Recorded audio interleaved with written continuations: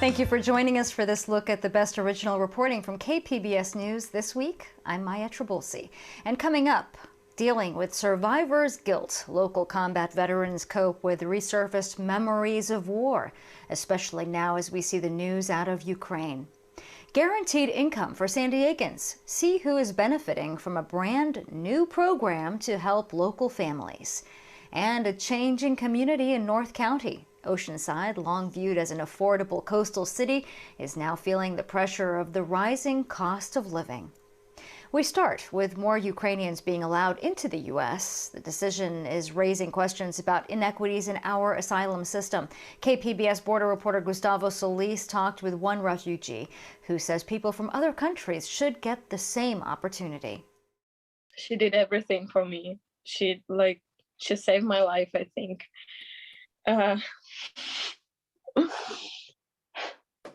That was Natalia Polyakova, thanking her aunt for helping her get into the U.S. after a harrowing journey.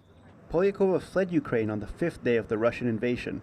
She flew to Mexico and originally planned to cross the border to reunite with her family in California. But at first, officials at the San Ysidro port of entry told her she couldn't cross because of the pandemic. So she slept outside, right next to the border crossing for 3 days before officials changed their minds and let her and other war refugees into the country. But those same officials continued to turn away asylum seekers from other countries. There was 2 Mexican guys who sitting with us for 12 hours, and officers from US saying them just we don't have place for you guys, sorry. And they sitting, and there was a lot of families with kids from Cuba, Mexico, and other countries, and nobody was allowed. Yenya Files is Polyakova's aunt. She's grateful for their reunion, but is outraged that officials are prioritizing European asylum seekers over others. I also can't imagine how frustrating it is for the families that are not Caucasian and not white, because they're being looked over at the same time. They both want everyone to have the same opportunity, to experience the same joy of being safe and together. I'm grateful that she's here, she's alive, she's safe, and I want everyone else to have that. Yes, everyone. Everyone deserves for help when they don't have a home or war started on everything. Nobody need to live on the street and waiting some government to help them. Everybody deserves to be with families in warm place with food and everything. Border officials have used a public health order called Title 42 to keep asylum seekers out of the country. The Trump administration implemented the order in March 2020 and used the pandemic as a justification. It gives border officials the authority to turn away asylum seekers, but also the discretion to grant them exemptions on a case-by-case basis.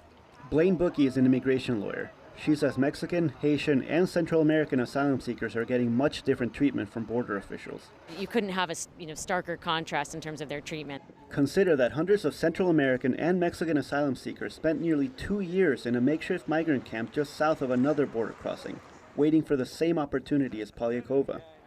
That camp was cleared by Tijuana police in February, leaving some families homeless. Yeah, I think that there's no way around it. It's racist policies that are being applied to black and brown people, different than being applied to others. Gustavo Solis, KPBS News. We have a warning about our next 2 stories, both of which include the topic of suicide. KPBS military reporter Steve Walsh tells us about one local veteran's struggle with survivor's guilt and how the images out of Ukraine might be affecting others. In the months prior to the fall of Kabul in August 2021, Nick Pelosi was reaching out to help other veterans. Last July, he described for me a helicopter crash he narrowly survived 15 years ago and its lasting impact. The crash killed 10 soldiers in Afghanistan, including Justin O'Donohoe of San Diego. The damage that comes from this stuff is unbelievable. None of these families are ever going to be the same after this. Pelosi questioned why the war had dragged on so long. Appearing on a virtual panel about the war sponsored by KPBS in September, he sounded weary when I asked him how he was doing.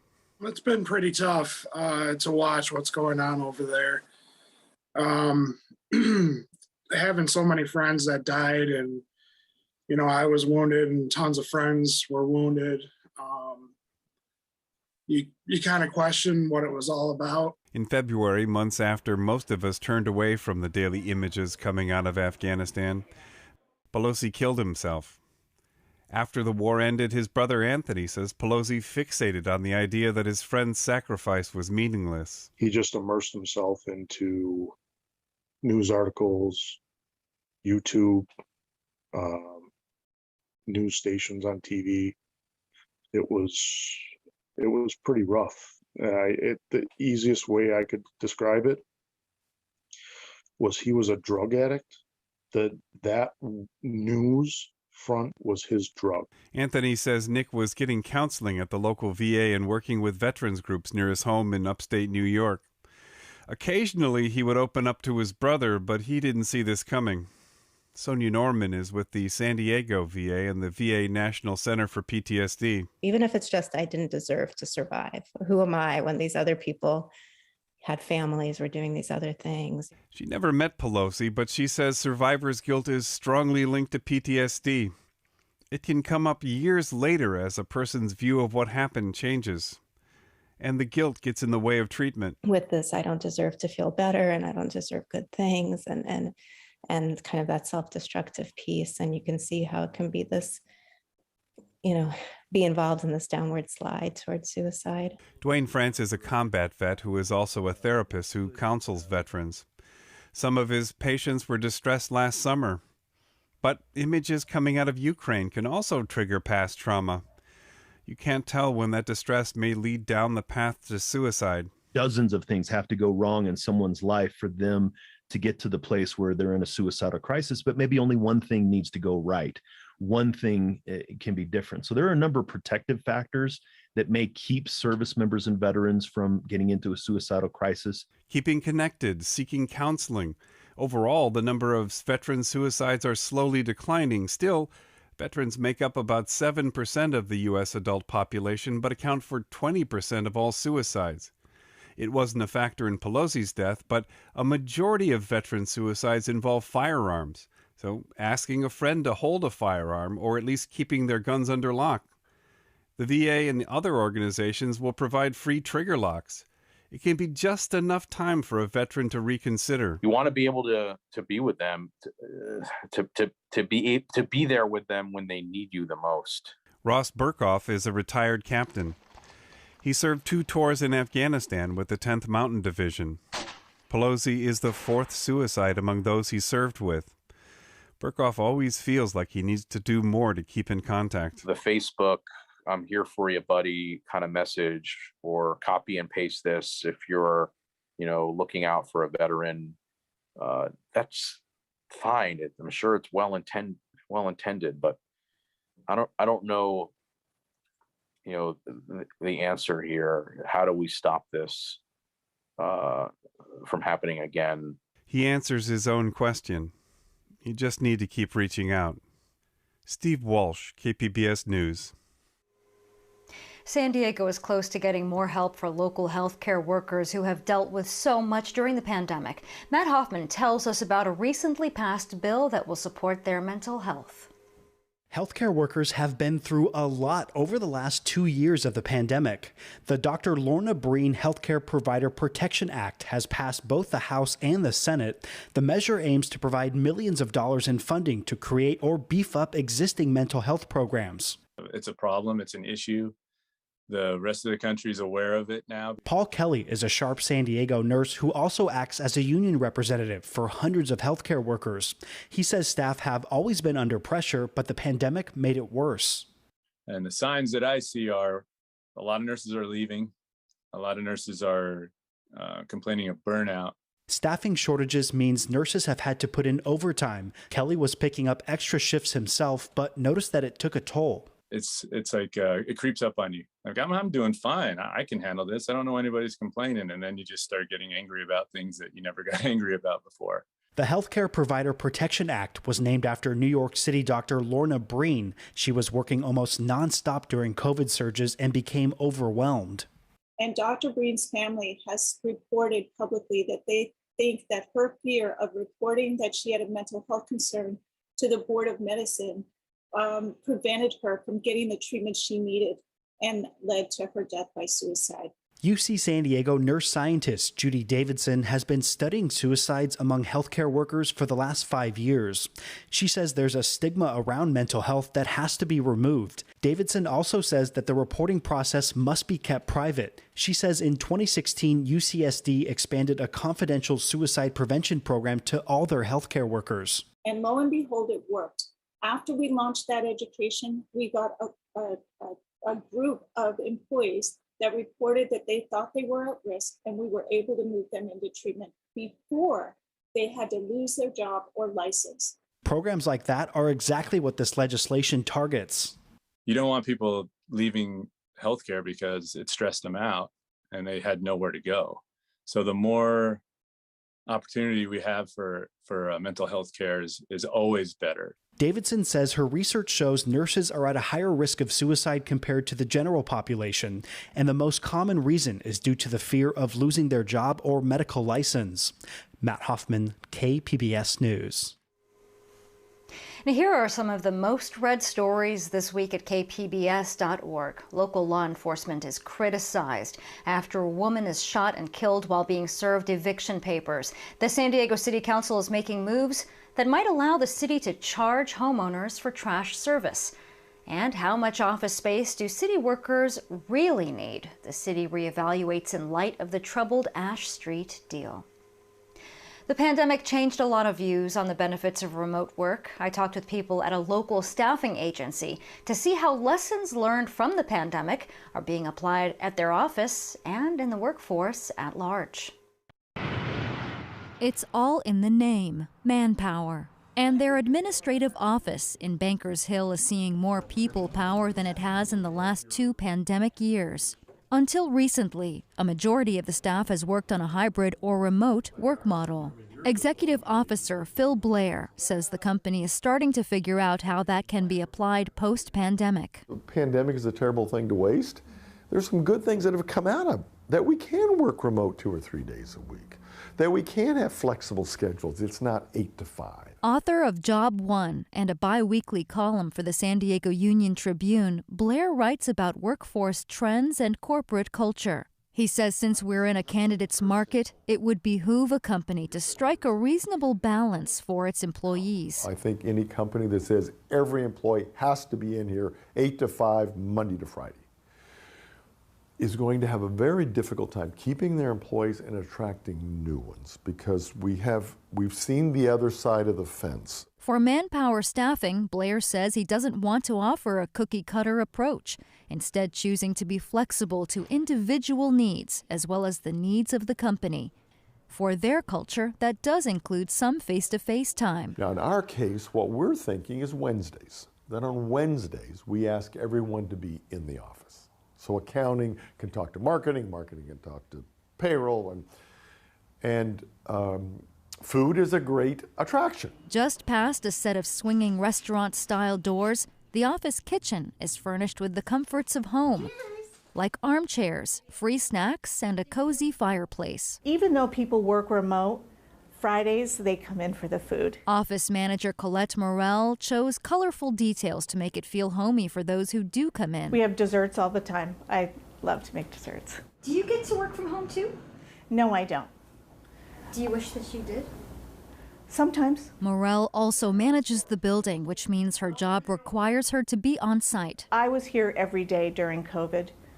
So I have never worked from home. She says being one of the very few employees in the office meant fewer interruptions and more productivity. AR specialist Joanna Walls says fewer interruptions is why she prefers working away from the office. If you had to choose between working at home or working in an office permanently, what would you choose? This is her second day at Manpower. Her last job required her to work from home full-time. At Manpower, she'll be driving in from Oceanside 2 days per week, which she thinks strikes a good balance, especially considering drive time and the price of gas. She says preparing for work and commuting both ways can take 4 hours per day, on top of her regular 8 hours of work. If the company is supporting that, and then it also saves cost as well for them and for you, I think it's a win-win. I want you in every day. Well, boss, why? Well, That's how I've done it for 20 or 30 years. When employees are asked to come in, Phil Blair says there needs to be a reason for it, and not just because that's the way things were done pre-pandemic. And then use that time together productively. Everybody goes into their cubicle, closes the door, comes out at 5 or 5:30. That's not a reason. And finding a balance between nurturing the corporate culture and maintaining work-life balance could be delicate, but something Blair says is worth exploring. Are they doing a good job? Are they doing the work? Is there good communications? Okay, take a breath and try it. Or you're going to lose that employee because they will find an opportunity of a company that will do it. In a job market that boasts more jobs than workers, the choice between prioritizing career over family has become a less necessary one. And in this market, eyes wide open, there's lots of opportunities for good people to go somewhere else. Global Workplace Analytics has estimated that companies can save about $11,000 per year per remote employee. And the savings comes from less office space, more productivity, as well as reduced sick days and less turnover. San Diego's first ever guaranteed income project is officially underway, with families getting their first checks this week. KPBS race and equity reporter Christina Kim has more on the San Diego for Every Child pilot project. 150 households across San Diego County are getting a check for $500 as part of San Diego's first guaranteed income program. I am super excited to see families actually get the money that they've been waiting for and us to be able to support them in this way. Kia Pollard is the director of San Diego for Every Child. She's been signing up families for the past few months and has heard firsthand the impact this additional money will have on them. I've heard families say things like, I want to use this to pay for my family's medical bills. I want to find childcare for my son, daughter. I want to use this money to save. One family was talking to me about how she'll use this money to take her children out, to have fun and do some bonding stuff. And all of those things are so important to what we're doing and how we want to strengthen and support families. The $2.9 million pilot program is managed by Jewish Family Services and will run for 2 years, with families receiving $500 a month. To qualify, families had to have a child under 12 years old and live in one of the 4 priority zip codes, which include the neighborhoods of Encanto, Paradise Hills, San Ysidro, and National City. Unlike other public benefit programs, the money comes with no strings attached, says Pollard. You are deserving of support because you are in need of support. And we're going to make it easy for you to both access it, limiting the hurdles and the bureaucratic conversations around deservedness and worthiness, and say, how to best use the money to support your family in the ways that they need. Pollard says while the concept may be new to many, it's actually rooted in the 1960s civil rights movement. Martin Luther King Jr., the Black Panthers, and Black women organizers advocated for the program throughout the civil rights era. For me, when I think about this work and the origins and how it gained traction and having it being rooted in Black liberation is just so powerful. And when you see that and the ways in which it can liberate all people, it's even more powerful. Once the 2-year pilot is completed, researchers from the University of Pennsylvania will evaluate San Diego's program to see what worked and what didn't. KPBS will be checking in and bringing you stories about the program throughout the next 2 years. Christina Kim, KPBS News. The city of Oceanside was at one point referred to as Ocean Slime, but now it's quickly becoming the next tourist hotspot. KPBS North County reporter Tanya Thorne takes a dive into the city's history and how it's changing. Pictures of lowriders, folklorico dancers, and portraits of homeless make up an exhibit at the Oceanside Museum of Art. This is Oceanside in a nutshell, basically. The exhibit is called Oceanside Unfiltered, and Zach Cordner is the curator. This show really shows how there's layers in our city that form what we are. And, it's not just about surfing. It's not just about the piers. It's all the different fabrics of the community coming together to weave what Oceanside is, which is this multicultural melting pot. He's a photographer and publisher for the Osider and Encinitas magazines. He says there are noticeable differences in the neighboring coastal cities. The main differences are the cultural differences, the ethnic differences. It's a lot of white people south of here, and that's just how it is. The city is about 36% Hispanic or Latino, while Carlsbad and Encinitas are each 14%, according to census data. Cordner says the differences aren't just ethnic. Oceanside, I think for the longest time, has had the stereotype that it's a rough city. There's gangs, there's homeless, prostitution, all sorts of things. But how did Oceanside get that rough stereotype? Christy Hawthorne is with the Oceanside Historical Society. With a name like Oceanside, it says it all. It was established in 1883 by Andrew Jackson Myers, and his sole purpose for developing his town of Oceanside was to bring people to it. She says the reason Oceanside stayed cheaper actually has to do with malls. In the 60s, the introduction of malls changed downtown USA and removed stores from Oceanside's downtown. So when our downtown changed and all of our department stores, shoe stores, clothing stores, they all went to the mall, what was left in Oceanside? Nothing. We had a lot of vacancies. Vacant storefronts and lots took over, and Oceanside became known as Ocean Slime. We were once this mecca of shopping and car buying with a high, tax revenue, to used car lots, surplus stores, and empty vacancies. But that also made Oceanside cheaper, a place where a blue-collar working family could afford a home near the beach. 10 years ago, the average price for a home in Oceanside was $313,000, while the average price in Carlsbad was $559,000 and $709,000 in Encinitas. But now Oceanside's real estate prices are spiking. They've almost tripled in the past 10 years. That's much faster growth than in other nearby cities. Oceanside's nickname, Ocean Slime, is fading away, and Hawthorne says it's showing signs it will live up to its original potential as a resort city. In 1887, we actually got a resort hotel. It was called the South Pacific Hotel. It was a 4-story hotel that was right on the bluff, about where the current Wyndham property is now.